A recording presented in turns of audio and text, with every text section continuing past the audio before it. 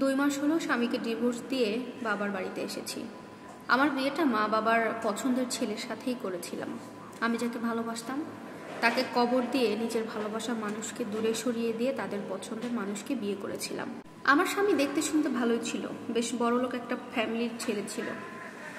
আমাদের যখন প্রথম বিয়ে হয়, বিয়ের পরে জামাই যখন তার শ্বশুরবাড়ি যেত, সে আসার সময় অনেক ধরনের খাবার দাবার, ফলমূল, এক কথা অনেক আইটেম সে শ্বশুরবাড়িতে নিয়ে আসতো জামাই হয়ে। সেগুলো দেখে আমার বাড়ির সবাই খুব পছন্দ করতো, খুশিও হতো। আর এভাবেই আমাদের সুখের সংসারটা প্রায় 3 বছরের মতো কেটে গেল।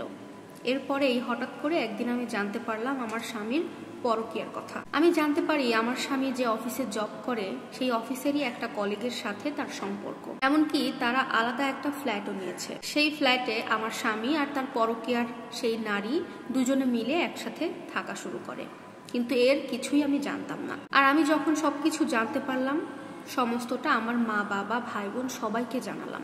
এই মুহূর্তে এসে আমার স্বামীর সাথে আমার অনেক কথা কাটাকাটি হয়, আমার অনেক অশান্তি তৈরি হয়।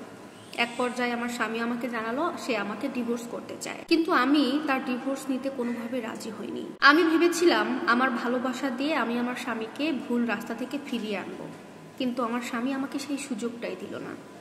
সে কোনোভাবেই আমার ভালোবাসার মূল্য দিতে পারলো না। এরপরে একদিন হঠাৎ করে আমার মা বাবা আমার স্বামীর বাড়িতে চলে আসে। সেদিন আমার বাবা মা এসে এক প্রকার খুব ঝামেলা করে আমার স্বামীর সাথে। আমার স্বামীকে নানাভাবে কথা বলে অপমান করে, নানা ধরনের কথাবার্তা বলে, এবং আমাকে তার সাথে সংসার করতে দেবে না সেই ধরনের কথা তাকে জানায়। এক পর্যায়ে গিয়ে আমার মা বাবা কাবিনের টাকা উল্লেখ করে ফেলে। কাবিনের টাকা ওঠার সাথে সাথে আমার স্বামী কোনো প্রকার কোনো দেরি না করে ব্যাংকে গিয়ে 10 লক্ষ টাকা আর সাথে একটা উকিল নিয়ে বাড়িতে চলে আসে। সাথে সাথে আমাকে ডিভোর্স দিয়ে দেয়। এদিকে আমার কাবিনের টাকা পেয়ে আমার পরিবার দেখলাম অনেক খুশি। এরপরে আমি আমার বাবার বাড়িতে চলে আসলাম।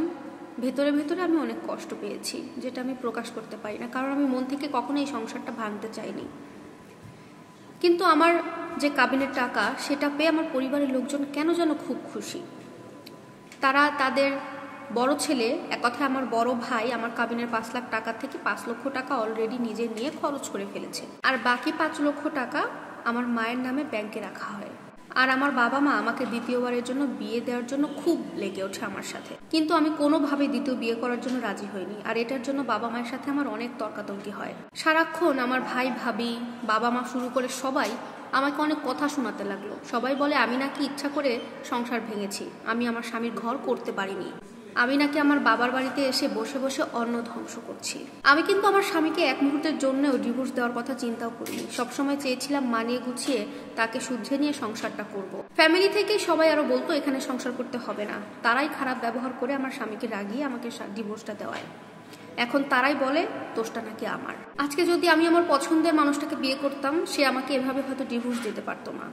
মা বাবার সম্মান বাঁচাতে গিয়ে, তাদের পছন্দের ছেলেকে বিয়ে করতে গিয়ে আজকে আমার জীবনের এই অবস্থা। আপু, এই গল্পটি লিখে পাঠিয়েছে সুমাইয়া নামের একটি আপু। আপনাদের কাছে কেমন লাগলো অবশ্যই জানাবেন।